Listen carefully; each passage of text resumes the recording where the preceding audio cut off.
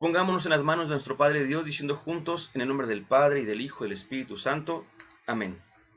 Ven, Espíritu Santo, llena los corazones de tus fieles, y enciende en ellos el fuego de tu amor. Envía, Señor, tu Espíritu, y todo será creado, y se renovará la faz de la tierra. Espíritu Santo, fuente de luz, ilumínanos. En el nombre del Padre, y del Hijo, y del Espíritu Santo. Amén.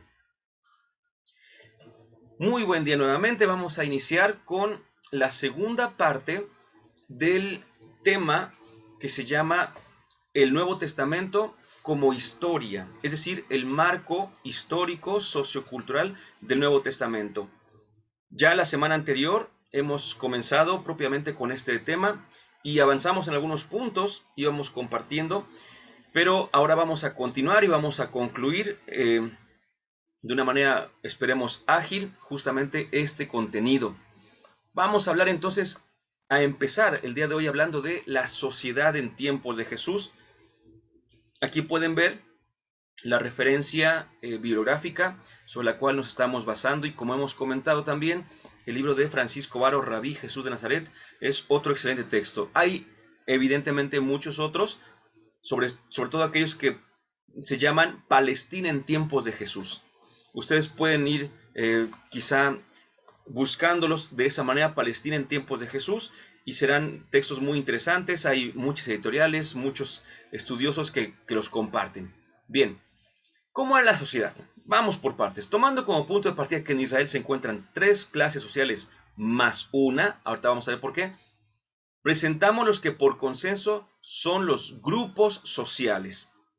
Siempre hay que recordar que en ciertos aspectos es absolutamente distinguible la diferencia entre unos y otros, pero en otras ocasiones no lo es.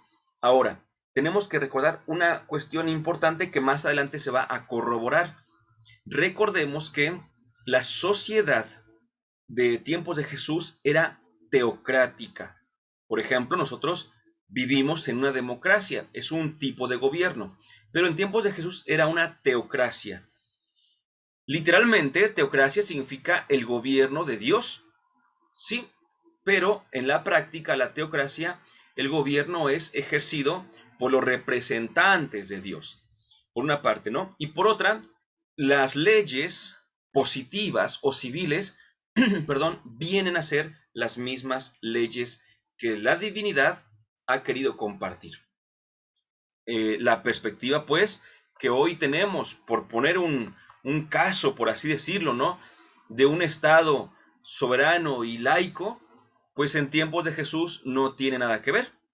La perspectiva que tenemos hoy de la famosa y necesaria, por supuesto, igualdad o exención de discriminación, como se suele decir, por edad, por sexo, por raza o por lo que sea, pues en los tiempos de Jesús no era así.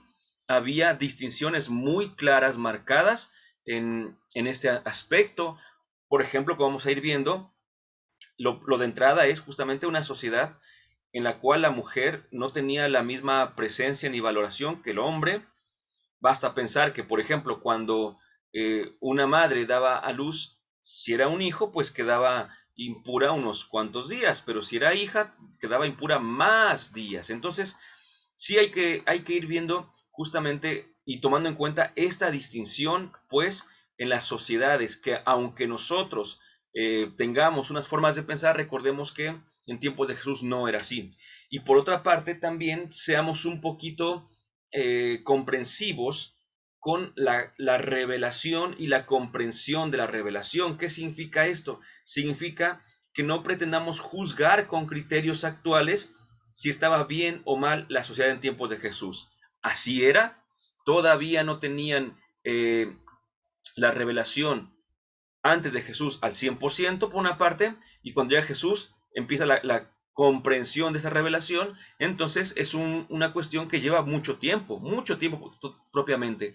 Por eso habrá ocasiones en las que encontremos algunas frases, algunas ideas que a nosotros nos conflictúen muchísimo. Por ejemplo, una de las más famosas es cuando la sirofenicia va detrás de Jesús y le pide un milagro para su hija.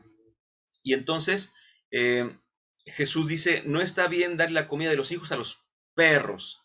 Y ya por ahí algunas traducciones perritos, ¿no? Porque para nosotros es muy duro decirle a alguien perrito, pero en la sociedad de Jesús era una palabra que se utilizaba.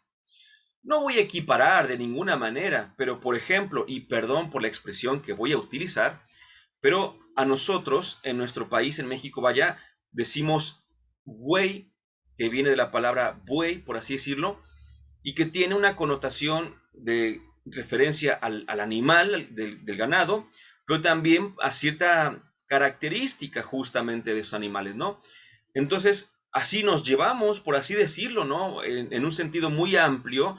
No estoy diciendo que todos y cada uno de los presentes, ni siquiera sé si alguno de los presentes utiliza esta palabra, pero en nuestro México, en general, en la cultura de México, es una palabra que se utiliza mucho y la usamos y puede que para alguien resulte realmente ofensiva, pero para nosotros es de lo más usual.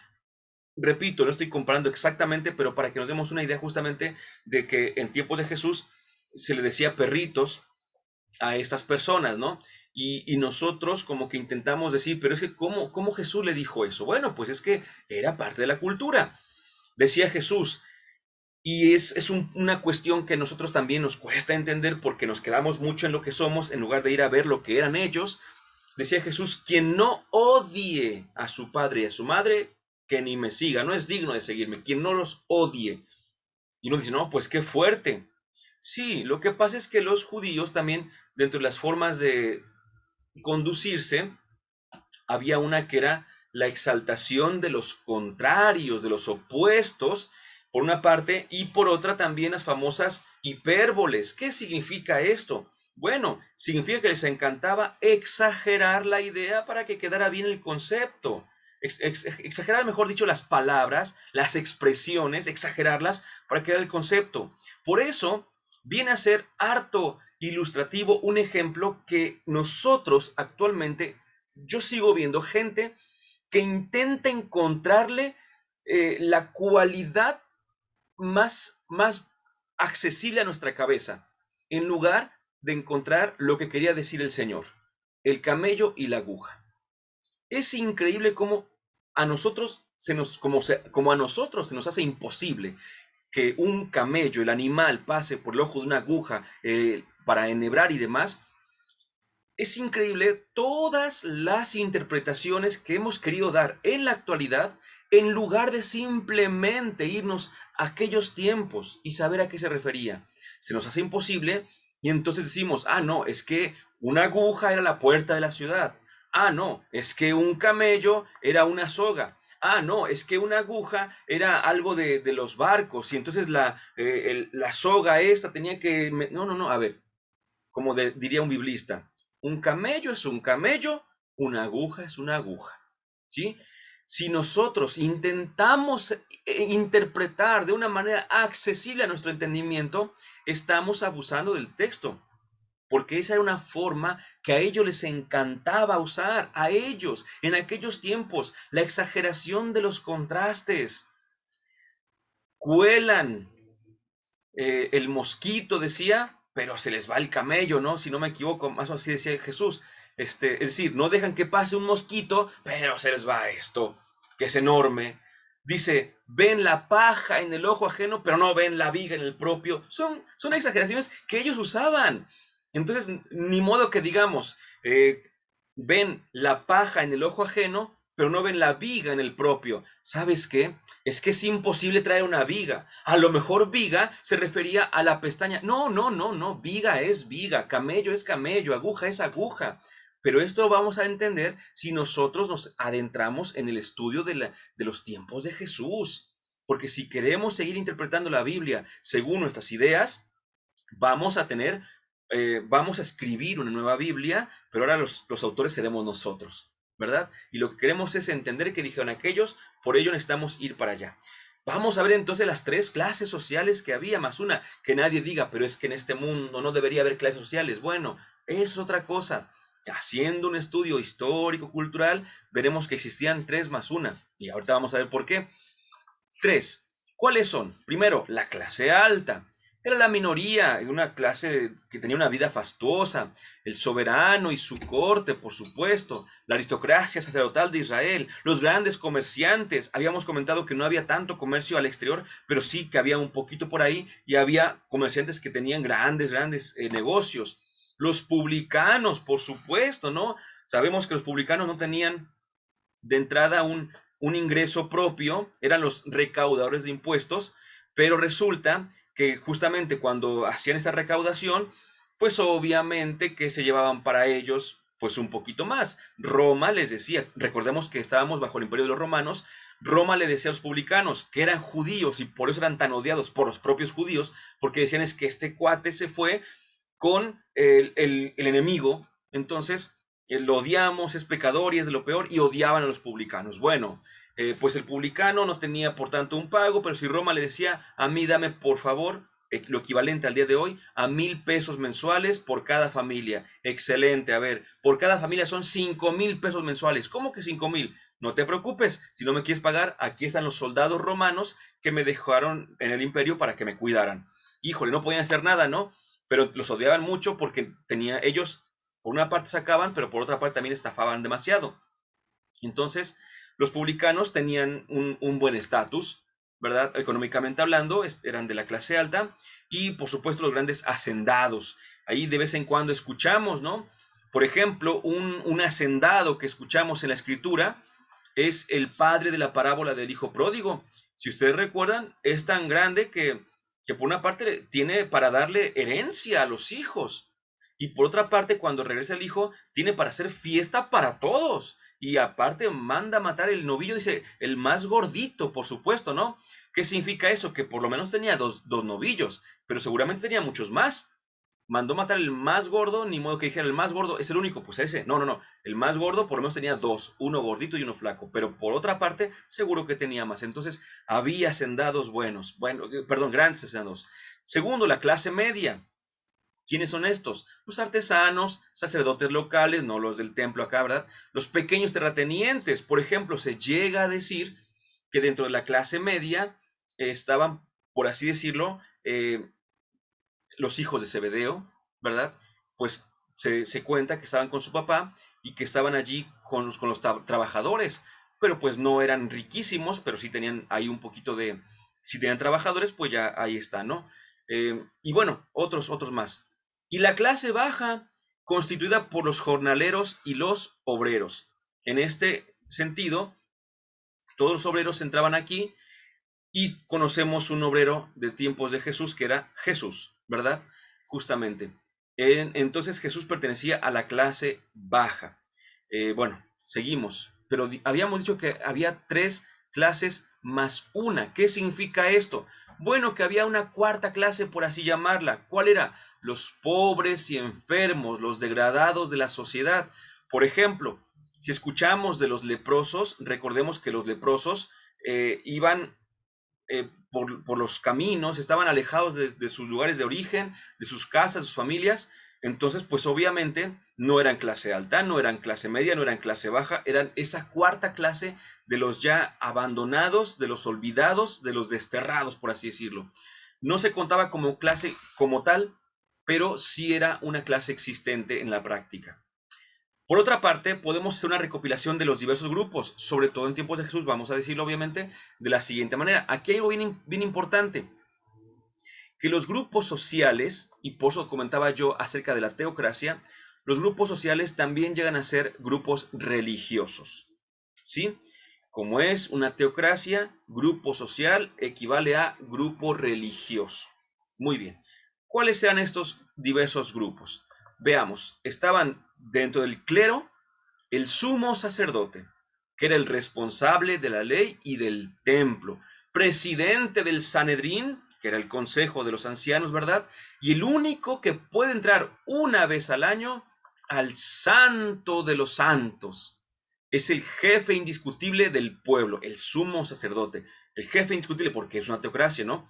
Aunque en un primer momento su cargo era vitalicio, después las autoridades judías y romanas los destituían, por lo que hacían lo posible por quedar bien con ellos. Tenían una ganancia por los ingresos en las ofrendas. Recordamos, por ejemplo, la viuda ¿verdad? La viuda pobre que iba y ofrendaba, dice así, en los cepillos del templo.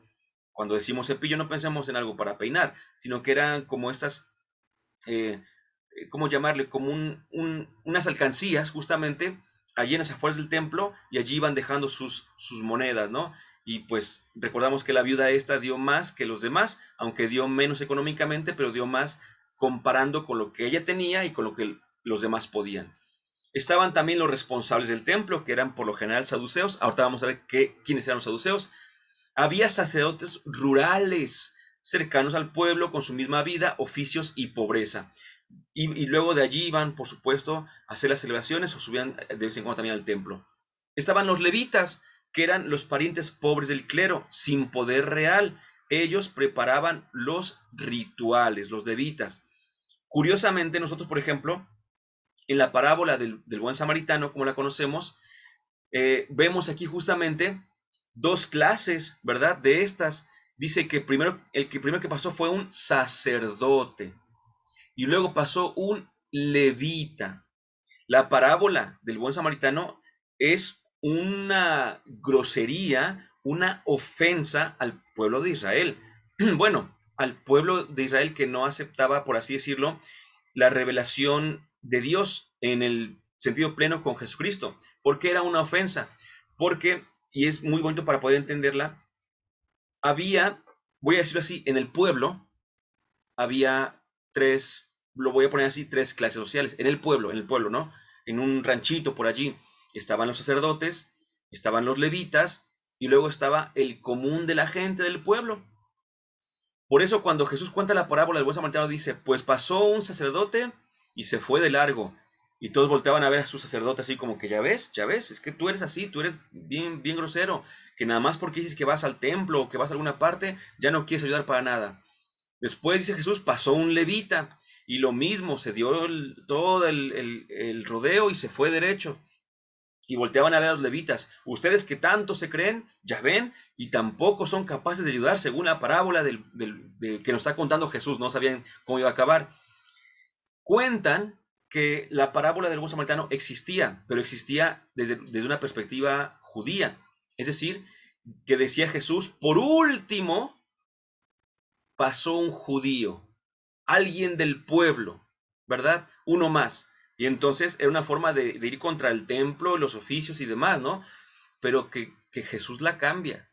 Y la cambió totalmente, le dio un giro, pero muy fuerte, porque dice, y de repente pasó un samaritano. No, no, Jesús, la parábola que conocemos pasa a un judío, no. Un judío del pueblo, no. Un samaritano. Entonces, cuando dice eso Jesús, para ellos les explota la cabeza y aparte los ofende porque ellos sabían que el que seguía en la escala, repito, según esto, eran los del pueblo. Muy bien. Estaban también los ancianos, que eran una especie de aristocracia laica. Ancianos no eran propiamente ya viejitos, viejitos, sino que eran gente, repito, de aristocracia y por otra parte gente con cierta sabiduría. Por ahí, de hecho, vamos escuchando en la Biblia también de algunos ancianos que había, ¿verdad? Estaban, otro nombre que hemos escuchado, los escribas o doctores de la ley, que eran especialistas de la ley, intérpretes oficiales de la Sagrada Escritura. Aunque algunos son sacerdotes, la mayoría son laicos y fariseos. Entonces vean, cuando decimos se acercaron los doctores de la ley, puede uno pensar que eran fariseos, pero no necesariamente. Podrían haber sido sacerdotes, podrían haber sido laicos, ¿no? Dependiendo de cada uno, pero generalmente laicos y fariseos, algunos sacerdotes. Había publicanos, ya comentábamos, recaudadores de impuestos, auxiliares de los ricos, administradores generales y sobre todo del imperio romano. Eso ya eran vistos muy mal, por supuesto, decíamos, como pecadores. Bien, tomando en cuenta que el gobierno israelita es teocrático y por ello mismo no siempre se distingue dónde acaba o dónde empiezan los grupos políticos y los religiosos, lo que ya comentábamos, ponemos a consideración los siguientes movimientos de tinte precisamente religioso y a continuación los de inspiración política. Es importante esto, repito, no siempre se va a distinguir, sino que pueden estar juntos, pero aún así podemos proponer un poquito dentro de la práctica religiosa, de la práctica, y por otra parte dentro de la tendencia política, aunque repito, todos eran de partido o todos eran dentro de la misma fe. Los famosísimos fariseos. El nombre significa separado, perish viene más o menos. Y aunque gozan de mala fama, los fariseos siempre eran mal vistos, o por nosotros, por ejemplo, como no somos del pueblo de Israel, les tenemos ya un prejuicio negativo. Pero en realidad eran importantes en el pueblo de Israel. Es decir, si nosotros viviéramos en Israel y viéramos un fariseo, lo admiraríamos. Pero vivimos en México en el siglo XXI y tenemos ya masticado el evangelio, ¿verdad? Y escuchamos fariseo y parece hasta una ofensa. Es que tú eres muy fariseo. ¡Ay, no me digas fariseo! Yo no soy fariseo. Bueno, si eso hubiera sido, repito, en tiempos de Jesús, sería un halago muy grande. Es que tú eres un fariseo. Ah, muchas gracias, ¿verdad? Muchas gracias. Gracias a ellos se cuenta actualmente con los judíos, porque si recuerdan, en el siglo I, en el año 70, Roma destruyó el templo ya definitivamente. Actualmente queda solamente el Muro de los Lamentos. Roma invadió Jerusalén, derrumbó el templo y estuvo a punto de sucumbir, de desaparecer el judaísmo, si no es justamente por los fariseos. Ayudaron a que la identidad judía siguiera después de la invasión a Jerusalén por los romanos. Más que nada eran legalistas. Fíjense qué interesante, lo cual pervirtió el sentido original de la ley, resultando a veces en hipocresía. Aparecen continuamente en los evangelios. Aquí voy a decir una cosa que podemos entender. La ley viene de Dios y la ley conduce a Dios. Solo que una cosa es ser legal, ¿verdad? Así cuando alguien dice, no, es que yo soy legal. Es decir, no entro en la ilegalidad. Yo soy legal, vivo la legalidad. ¿Por qué? Por un fin más alto. Ojo, por un fin más alto. Soy legal, uso la ley como camino para llegar a un fin más alto. Pero otra cosa es ser legalista. Ser legalista es la ley por la ley. Es que la ley dice esto y hay que hacerlo. Es que el mandamiento dice esto y hay que hacerlo. Y entonces la ley llegó a convertirse, voy a decir una cosa que no he leído, que yo puedo proponer y por lo mismo puedo estar equivocado. Pero la ley llegó a ser un ídolo para los creyentes. Repito, la ley viene de Dios, pero ¿cuántos dones no vienen de Dios que nosotros también los aprovechamos para nuestro propio beneficio y hacemos un Dios de nuestros dones? Entonces la ley que viene de Dios y que por su origen es buena, se pervierte y se distingue entonces dentro del medio y el fin. La ley era un medio, el fin era la voluntad de Dios, pero resultó que se empezó a ver la ley como el fin y obviamente vino todo para abajo. Para mayor ejemplificación, ustedes deben recordar aquella famosa cita de San Pablo que dice, donde abundó el pecado, sobreabundó la gracia. Perfecto, la conocemos, Romanos 5. Pero, ¿alguien ha escuchado lo que dice el versículo previo? Si no me equivoco, estamos hablando de 5:22, 5:21. Y dice San Pablo, en efecto, la ley intervino para que abundara el pecado. Y donde abundó el pecado, sobreabundó la gracia. Ah, la ley es que era buena, por así decirlo, ahora resulta que interviene para que haya pecado. No por la ley en sí misma, sino porque había muchos legalistas. Y entonces, de verdad, es una cosa impresionante, ¿no? Porque, por ejemplo, vean a dónde llega el legalismo, que, si me permiten, y es a veces triste, también llega a nuestra iglesia del día de hoy. A veces en el día de hoy hay gente que es muy legalista y que dice es que tiene que ser así y se olvida del espíritu de la ley. Ya no tanto de la misericordia, que ya sería otro punto mucho más fuerte, sino del espíritu de la ley. ¿Qué significa el espíritu de la ley? ¿Por qué se puso esa ley? Ok, la ley dice esto, ¿por qué se puso? Pues para evitar esto, ok. Fíjate que puedes actuar de esta manera y también lo evitas. Oh, sí es cierto, sí es cierto. Entonces entiendo el espíritu de la ley y soy un poco más libre. En cambio, el que está bajo la ley, diría el mismo San Pablo, la ley fue una pedagoga. Mientras éramos niños nos ayudó muchísimo, pero ya que crecimos, pues ya necesitamos entender el espíritu de la ley. Bueno, iba a decirles, por ejemplo, sobre Jesús, muchas veces Jesús y los suyos transgredieron la ley, por así decirlo, ¿no? Permítanme. Por ejemplo, cuando van caminando con sus apóstoles y van arrancando las espigas para comer, pues no quieren, no quieren trabajar, quieren alimentarse. Alimentarse no solamente es bueno, es necesario y está dentro de lo moralmente bien. Vaya, no es algo ilegal. Pues resulta que decían los más legalistas, es que no pueden arrancar espigas porque eso es trabajo y está prohibido trabajar en sábado. Oh, por Dios, ¿no? Cuando Jesús curaba en sábado, ¿y qué le decían? Es que no, el sábado no se trabaja, tú estás trabajando, estoy curando a una persona, ¿no? Diría Jesús, entiendan el espíritu de la ley, o mejor aún, o peor aún. Había algunos fariseos, volviendo a estos, que hacían lo siguiente.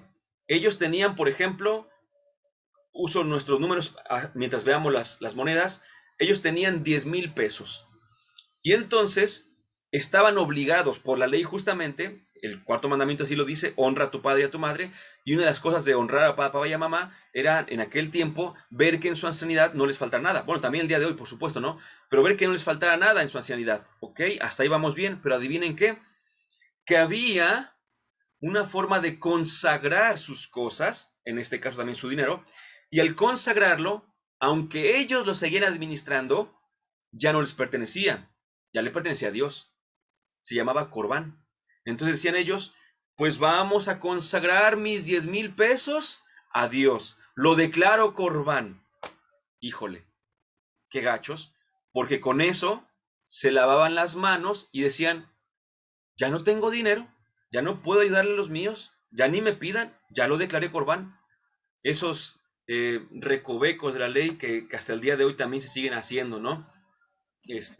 Cierto juego, cierta manipulación de la ley, justamente por ser tan legalistas, manipulamos la ley. Y eso es una de las cosas que tenemos necesidad de poder como entender el día de hoy para que no nos volvamos justamente como los fariseos, en el mal sentido. En el buen sentido, sí, necesitamos también ser conocedores de la ley, doctores de la ley, casi casi, ¿no?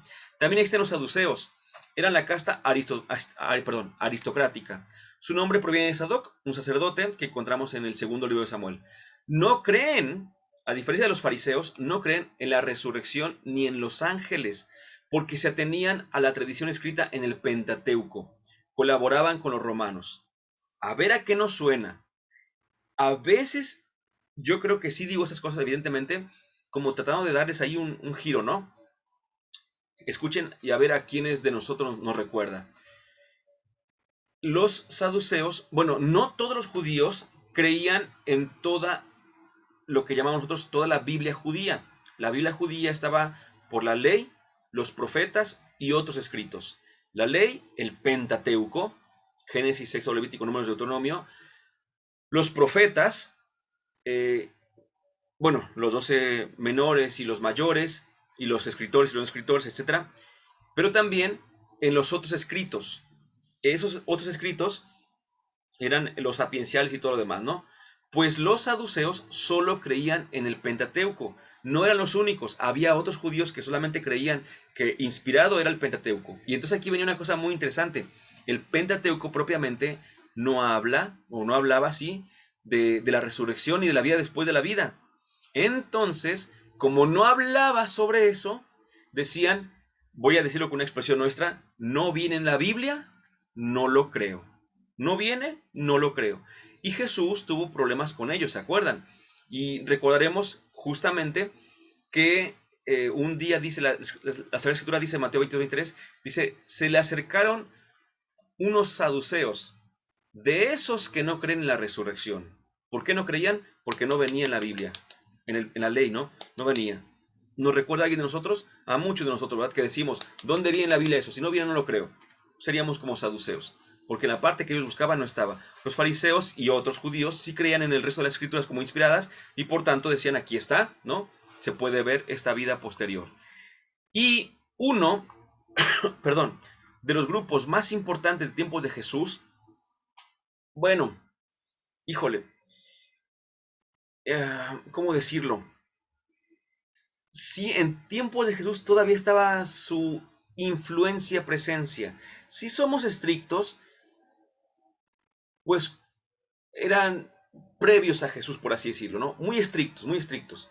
Pero sí todavía podemos hablar de fariseos, perdón, de esenios, que es el nombre, esenios en tiempos de Jesús. Hay quien llega a pensar que Jesús fue esenio. No lo fue, pero hay quien llega a pensarlo. Hay quien llega a pensar que no nada más fue esenio, sino que fue el maestro de la luz, del que hablan los escritos de los esenios. Hay quien llega a pensar que Juan Bautista fue esenio también. Entonces, era un grupo importante, pero hay una cualidad muy curiosa.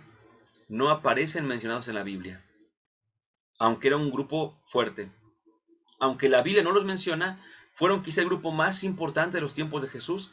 Eran una especie de monjes que se retiraron al desierto a vivir en oración y meditación de la Escritura. Es que veían, y es interesante, también los fariseos, ¿no? Los fariseos también veían cómo la fe judía se empezaba como a, híjole, ¿cómo a llamarle?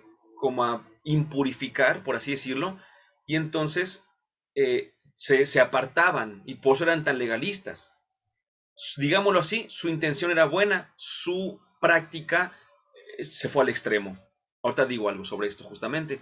Los esenios vieron algo muy parecido, vieron que el templo se corrompía, vieron que había ya muchas cosas que no eran debidas, y lo que hicieron fue, me voy al desierto y allá vivo nuestra fe, vivimos nuestra fe y demás, ¿no?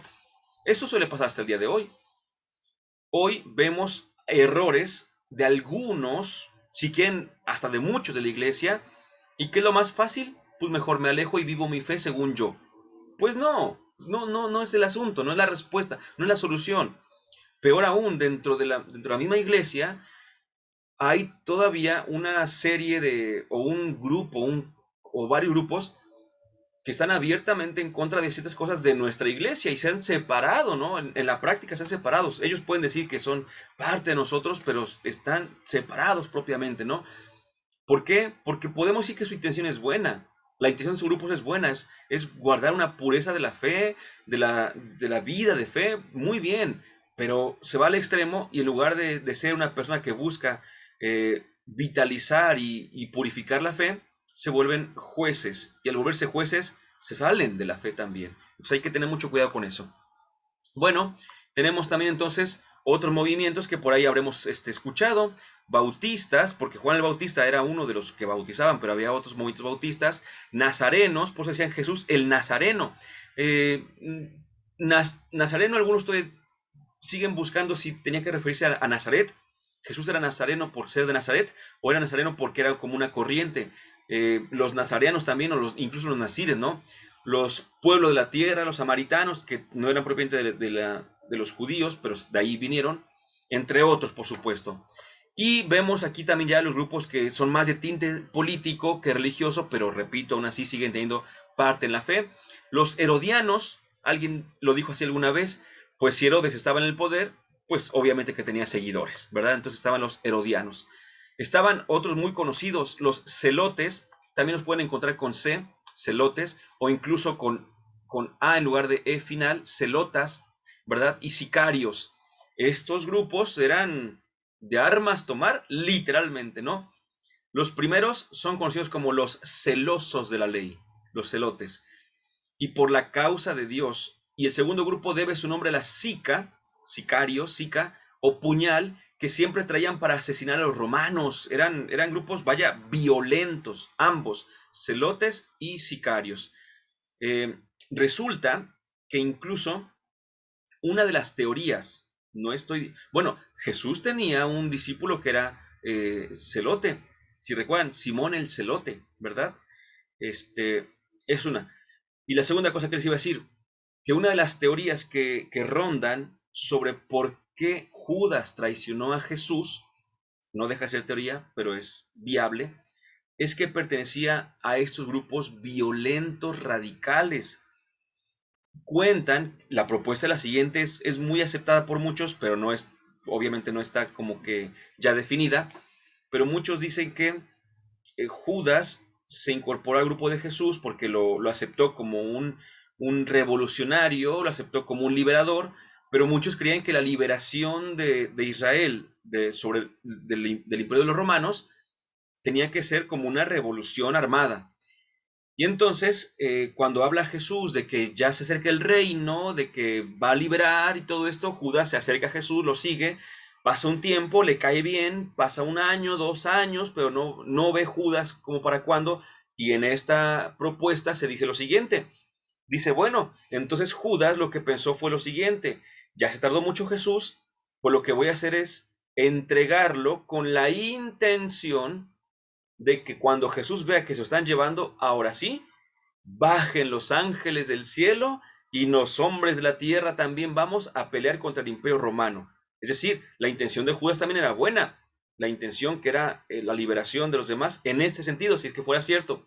Los medios no, y moralmente hablando los medios también significan mucho, ¿verdad? Entonces Judas entrega a Jesús y dicen por ahí, según esa teoría, insisto, que al ver que Jesús no se resistió y que no hubo ninguna guerra con la que pensaba Judas, se dio cuenta de su gran error. Es una propuesta de que era de esos grupos y que lo que buscaba Judas era justamente la revolución armada, la violencia, ¿no? Bueno, entramos a otro punto muy importante: las instituciones y fiestas de los judíos, porque también por ahí vamos escuchándolas demasiado, ¿eh? ¿Cuál es la primera y la más importante institución de los judíos? La ley. La Torá era, vaya, de lo más importante, sobre todo porque recoge la palabra de Dios que dirige a su pueblo a través de Moisés. Se leía en las fiestas y en la vida cotidiana. El templo, parte de la identidad y de las instituciones de Israel, el templo. Es un puntal de la identidad judía. Se encuentra o se encontraba, vaya, en el monte de Jerusalén, allá arribita, y aunque fue erigido por Salomón, tiempo después fue destruido durante el destierro. Recordamos que cuando en el siglo VI antes de Cristo fueron desterrados los judíos, pues los asirio-babilónicos habían destruido todo, ¿no? Luego fue reconstruido por Herodes. Es el centro, hablo en presente como si estuviéramos allá, es el centro de la vida judía, símbolo de la presencia de Dios, ¿verdad? Muy bien, el templo, importantísimo. Aunque en su etapa más antigua el pueblo de Israel no tenía algo así como lugares y días de fiesta en común, dado que el jefe del clan era el que fungía como sacerdote, eso es importante, el jefe del clan. Recuerden que estamos ante una sociedad familiar, ¿sí? Poco a poco se fue imponiendo el hecho de celebrar como nación en determinados lugares y fechas. El templo fue el centro de dichas celebraciones. Ojo, y las fiestas fueron prioritariamente agrícolas. ¿Cuáles eran las fiestas principales? Primero, el sábado. El sábado era una fiesta. Es el día santo consagrado al Señor y se celebraba la creación y la alianza de Dios con el pueblo. Se decía que el día que se hizo alianza en el Sinaí fue un sábado. La actividad cultural en el templo era más intensa el sábado que en los demás días. Evidentemente, podemos nosotros entender este punto pensando en el domingo. Nosotros no celebramos el sábado. Algunas veces se ha como peleado por qué no celebramos el sábado, pero es que nosotros no celebramos, lo vamos a ver en el siguiente tema que vamos a tener, no celebramos la alianza del Sinaí, celebramos la alianza con Jesús. Entonces, la alianza en el Sinaí pues habrá sido el sábado, pero la alianza con Jesús fue en domingo. Las nomenias. Ah, bien, aquí también tengo la alusión a Francisco Varo, Rabí Jesús de Nazaret. También de ahí tomamos esta información. Ahí viene mucho mejor explicada. Las nomenias eran el día de luna nueva, el primer día del mes. Recordando también que Israel se regía por un calendario lunar. Es importante esto porque con la Pascua vamos a entenderlo mucho mejor. En ese día se ofrecía un holocausto solemne de toros y carneros, junto con un sacrificio por el pecado. Se agradecía los favores divinos y se alababa el nombre de Dios. Neomenias. El Purim, en los días 14 y 15 del mes de Adar, que corresponde un poco a febrero-marzo de los nuestros, vaya, se celebraba la fiesta del Purim, que significa suertes. De acuerdo con el libro de Esther que se leía en esta fiesta, el libro de Esther era un libro muy importante. Se hacía un ayuno el día 13. Era la fiesta, aquí está lo importante, donde se celebraba que Dios liberaba de situaciones difíciles. Fue la fiesta que más se desacralizó. Es como si pensáramos el día de hoy, por supuesto, haciendo estos comparativos, una fiesta donde Dios celebra de situaciones difíciles, pues podríamos pensar en nuestros sacramentos, claro está, y dentro de los sacramentos, yo creo que la mayoría tiene esta dificultad, por supuesto, pero pongamos uno. Dice, fue la fiesta que más se desacralizó. Pensemos en los bautizos y en las bodas, sobre todo, ¿no? Bautizos y bodas, aunque también primera comunión y confirmación, pero sobre todo bautizos y bodas. Que el bautizo, que decimos a veces, es una fiesta para niños, no, no es una fiesta para niños. Es un sacramento de cristianos, no es fiesta para niños, pero tampoco es una fiesta pagana, ¿verdad? Y resulta que terminamos en los bautizos, pero perdidos, vaya, no todos, por supuesto, pero sabemos ahí que el primo de un amigo, así le pasó, y en las bodas, pues lo mismo, ¿verdad? Entonces a veces eran cuestiones importantes, festivas religiosamente hablando, y terminaban siendo peor que fiestas paganas. Ojo, esto pasó también en la antigüedad.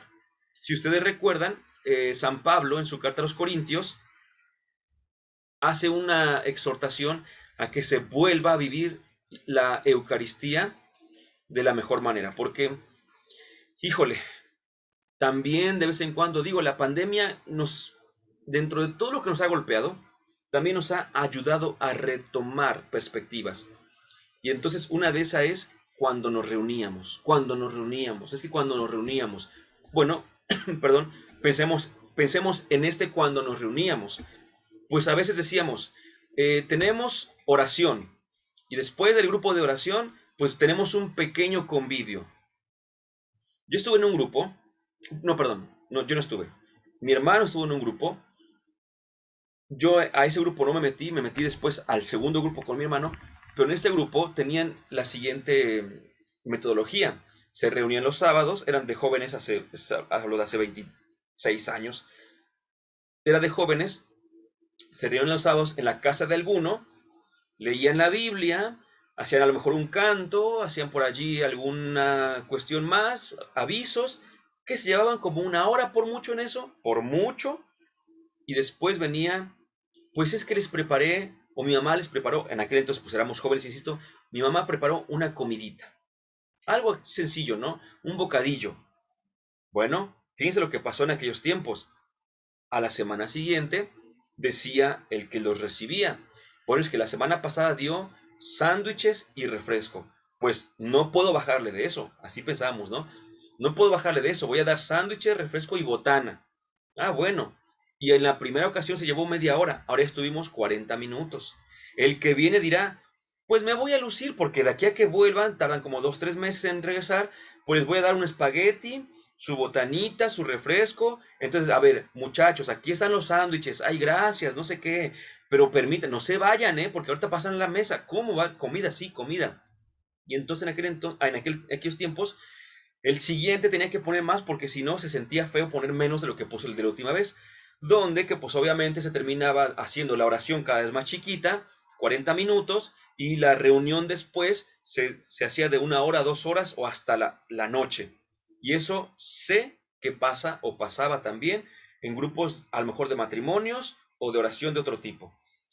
Esto pasaba desde los primeros tiempos. No es mal de muchos, consuelo de tontos, no, no, no, sino que veamos que todavía la Biblia tiene mensajes para nosotros, obviamente, ¿no? Y San Pablo les decía, oigan, acuérdense del Señor, acuérdense de cómo era la fiesta, cómo es la fracción del pan. Ustedes han desvirtuado las reuniones. Y empezó a decir San Pablo ahí, vaya, unas afirmaciones bien fuertes, ¿no? Cuando habla de la Eucaristía, y dice, la Eucaristía es esto, así que no nos quitemos. Bueno, todo esto porque hablábamos del Purim, hay que regresar justamente, pero para ver que justamente fue una de las fiestas que más se desacralizó. Viene la Hanukkah, la fiesta de la dedicación. Es de carácter alegre, se conmemoraba el día en que Judas Macabeo purificó el templo de Jerusalén. Ahorita decimos algo sobre esto. Se celebraba el 25 de Quisleu, más o menos en torno a diciembre. En tiempos de Jesús se le daba el nombre griego de Encenias. Dada la iluminación que se hacía en el templo, también se llamaba la fiesta de las luces. Curiosamente, algunos cristianos no católicos no aceptan los libros de los macabeos como libros inspirados, y resulta que pues hasta una fiesta había de esto que ocurrió con Judas Macabeo.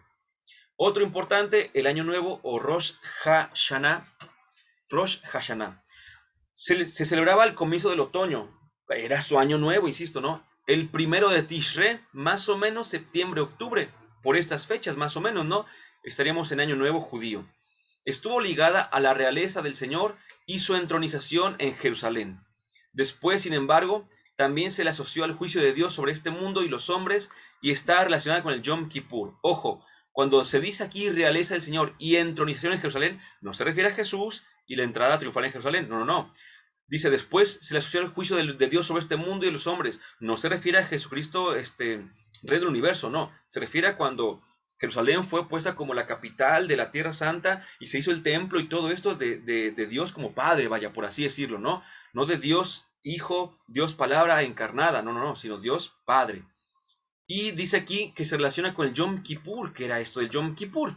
Bueno, era el día de la expiación. Se celebraba el 10 de Tishré, otra vez más o menos septiembre-octubre, siendo una festividad penitencial y solemne. En ella se borraban todos los pecados del pueblo, vaya qué bendición, incluidas las faltas que los sacrificios ordinarios no podían limpiar. Recuerden que cuando había una impureza, pensemos, y ojo, que se le llamaba impureza a muchas cosas.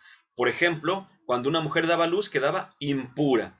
Entonces, ¿qué es lo que hacía para quedar otra vez pura? Tenía que ir a ofrecer una ofrenda al templo, y ya fuera, si eran ricos, pues un ternerito, si eran pobres, un par de tórtolas, ¿verdad? Que fue la ofrenda que hicieron José y María, justamente por el nacimiento de Jesús. Pero había ciertas faltas que era imposible limpiar, así con esos sacrificios ordinarios. Entonces, en la fiesta del Yom Kippur, era una fiesta donde se perdonaba todo a todos. Es el único día en que se podía entrar en el Santo de los Santos. ¿Qué es esto del Santo de los Santos? Pues recordando cómo estaba configurado el templo de Jerusalén, ahorita vamos a decir un poco más, tenía secciones. Y la primera sección, si recordamos, estaba dividida por el patio de los gentiles. Los gentiles, es decir, los no judíos, hasta ahí podían llegar. Después venía el patio de las mujeres. Las mujeres solamente podían entrar a esa parte. Luego venía el patio de los varones, hasta ahí llegaban. Luego venía la parte de los sacerdotes, hasta ahí llegaban. Y más adentro estaba el Kadosh Hekadoshim, el santo de los santos, que es donde estaba, solamente podía entrar, insisto, el sumo sacerdote una vez al año, y ahí era en ese día justamente. La Pascua o Pesaj era otra fiesta que la conocemos muy bien, ¿verdad? Se celebraba junto con la fiesta de los ácimos. Llegó un punto, bueno, antes eran dos fiestas distintas, pero llegó un punto en que se juntaron. Por eso en los evangelios cuando dice estaba cercana la Pascua y el día de los ácimos, así como que tiene ese residuo de decir dos fiestas en una, bueno, estaba junto con la fiesta de la Pascua, la de los ácimos, y era la primera de las grandes fiestas anuales, que se celebraba la liberación del pueblo que estaba esclavizado en Egipto. Con el paso del ángel exterminador, el famoso Goel, ¿verdad? Se celebraba el 14 de Nisan, entre marzo y abril. Y fíjense, el día del primer plenilunio de primavera se consagraba a Dios por los ácimos, la nueva cosecha del año. Aquí un dato que tenemos que retomar justamente.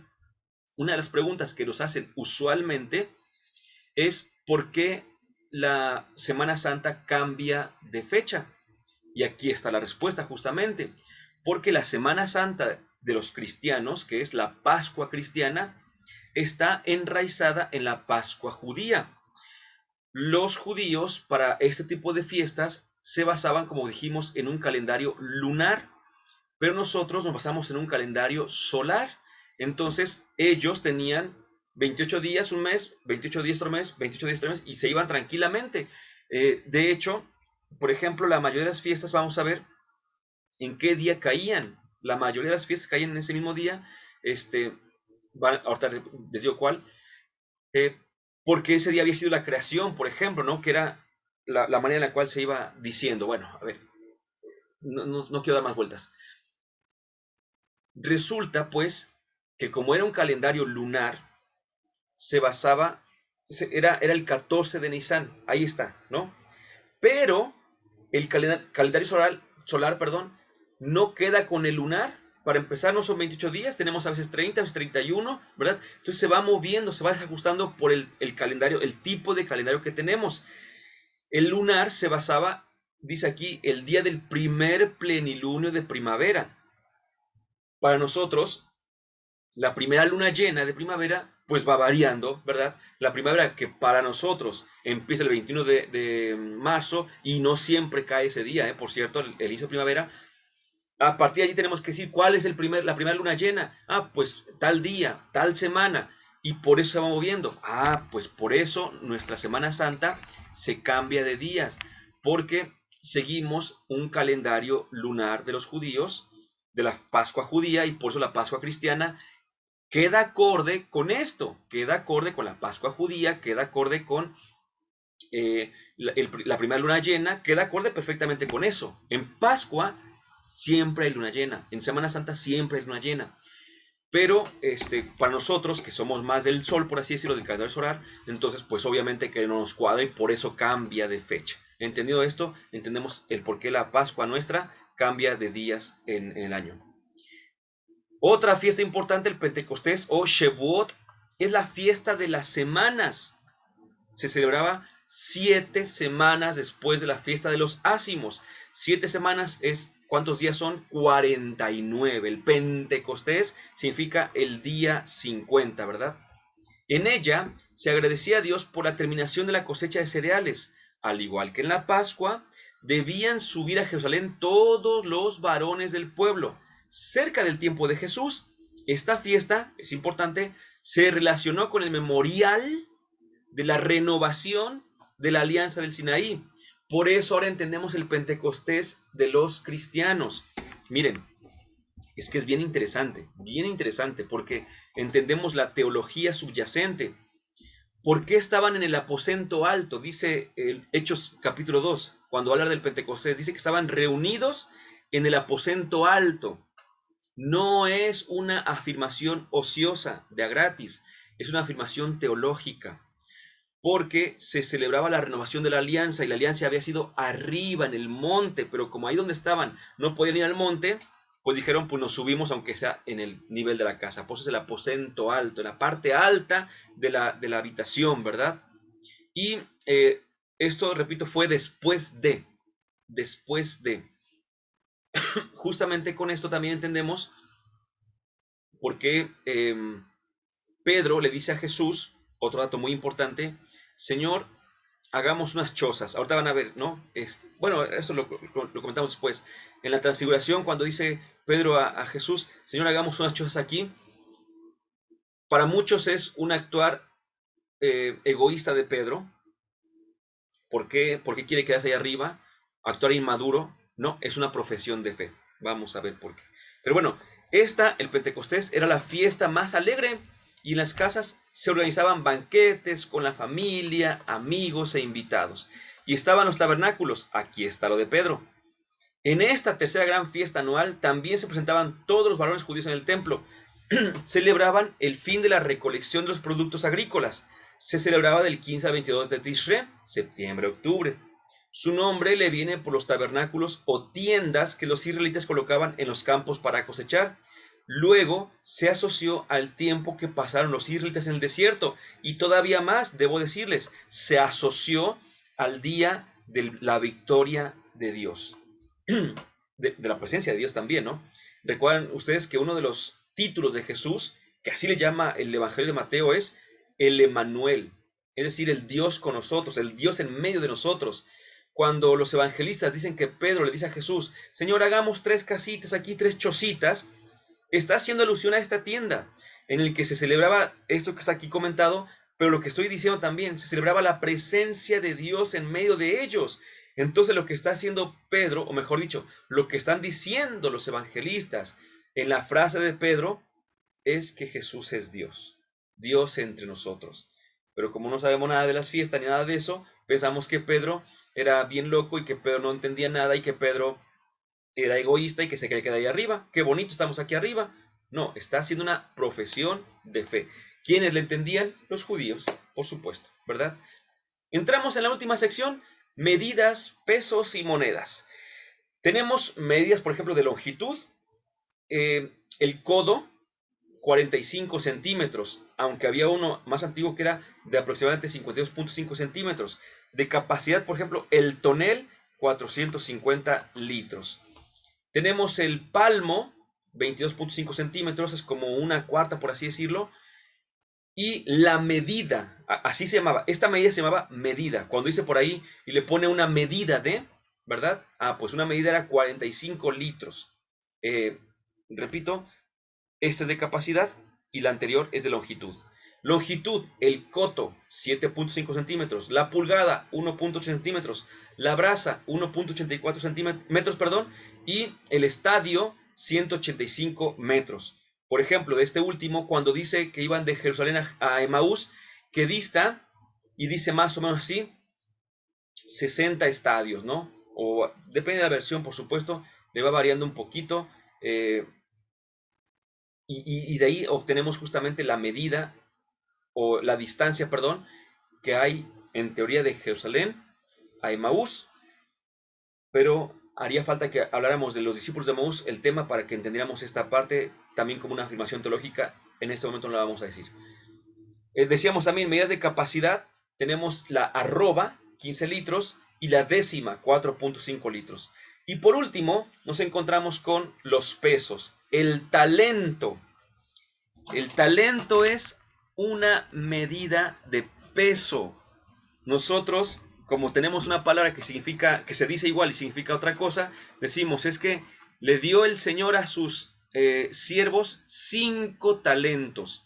Y nosotros muy fácilmente decimos, pues el talento de cantar, el talento de no sé qué, de bailar, el talento de pintar. No, no, no. A ver, talento es una medida de peso y era 34.272 kilos. La mina, 571 gramos. El ciclo, 11.4 gramos. El medio ciclo, 5.7 gramos. Y el óvulo, 0.6 gramos. Fíjense que, por ejemplo, así se llama, ahorita las monedas, aquí vamos a ver, fíjense nada más. Bueno, pero antes, recordemos que, si no estoy mal, espero no equivocarme si no estoy mal, en la parábola de los talentos justamente, dice que el Señor da talentos en Mateo, porque la comunidad a la que escribe Mateo, o bueno, quizá no ahí, pero en el Evangelio de Mateo, Mateo habla de talentos de plata, ¿sí? Es decir, 34 kilos de plata, ¿no? Entonces, Mateo, que escribe una comunidad rica, les habla de eso. Pero Lucas, que escribe una comunidad pobre, les habla de minas. Y el Señor les dejó unas cuantas minas. ¿Cuánto pesa la mina? 571 gramos. ¿Qué significa esto? Es como si dijéramos el día de hoy, trasladado a dinero, ¿no? Es como si dijéramos, una comunidad rica, uno va, por ejemplo, y cuando uno predica a una comunidad que tiene cierta situación económica alta, dice, sí, por ejemplo, cuando vamos de viaje y cuando gastamos en las tiendas de ropa y demás, y uno adapta el mensaje justamente. Pero el mismo mensaje, si vamos a una comunidad que es rural, que no tiene acceso a todo esto, pues no le decimos cuando vas en el avión, sino decimos, no, pues cuando sale uno a caminar en la mañana para llegar temprano al otro pueblo, cuánto tiempo te haces caminando, ¿no? Y como que uno tiene que adaptar el mensaje. Lo mismo hacían los evangelistas. La comunidad rica se le hablaba de talentos de plata, ¿no? Mucho dinero. A la comunidad pobre de minas de plata. Entonces, ahí está un dato, por ejemplo, ¿no? Y por último, las monedas. El estáter, que era de oro, 8,6 gramos. Tetradragma, plata, 17.4 gramos. Didragma, 8,6 gramos. Dragma de plata, la griega. El denario, también escuchamos por ahí el denario, plata, romana, en este caso, 4.36 y 4.55 gramos respectivamente. El óbolo de plata, 0.72 gramos. ¿Se acuerdan lo que dio la viuda que hace rato comentábamos que dio más que los demás? El óvulo de la viuda famoso, ¿no? Hecho, por eso dicen el óvulo, porque era muy poquito, era casi nada. Y por último, el calco de bronce de 8.6 gramos. Esas monedas, por ejemplo, sí las alcanzamos a escuchar algunas en el Evangelio. El denario es quizá la que más escuchamos, ¿verdad? Cuando dice, por ejemplo, y también volviendo a la parábola del buen samaritano, una muy bonita, está en el Evangelio de Lucas y dice que el samaritano le dio 3 denarios, perdón, le dio 2 denarios al posadero. Y eso es también un mensaje teológico muy bonito, porque los denarios era el pago por un día de trabajo. un denario, también por ahí una parábola que dice les dio un denario por día de trabajo, perfecto.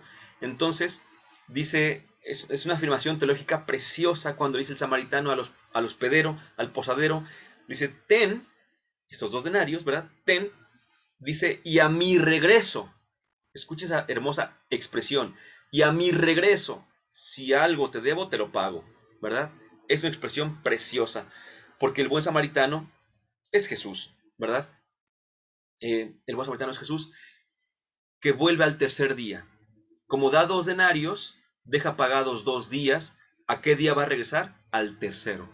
Ese regreso es justamente la resurrección de Jesús, que hace alusión al regreso definitivo en una extensión porque el posadero es la iglesia. La iglesia es la que se encarga de cuidar en este mundo a los que están maltratados y golpeados, esperando el regreso de aquel que los ha de salvar. Es el más famoso, pero por ahí escuchamos el estáter de Jesús y Pedro, escuchamos dracmas también de vez en cuando, la mujer que pierde por ahí sus moneditas.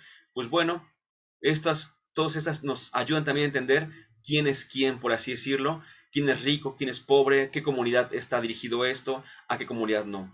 Todos estos datos, todos esos y muchos más que quedan en los libros, nos ayudan a entender mucho mejor, nos ayudan a entender mucho mejor el mensaje del Nuevo Testamento. Si no tuviéramos este marco histórico, seguramente comprenderíamos menos de la mitad del mensaje, de la belleza, de la riqueza del mensaje que hay en la Sagrada Escritura, en particular el Nuevo Testamento. Decimos juntos, dulce madre, no te alejes, tu vista nos torna partes. Ven con nosotros a todas partes y nunca solo nos dejes. Ya que nos proteges tanto como verdadera madre, haz que nos bendiga el Padre, el Hijo y el Espíritu Santo. Amén.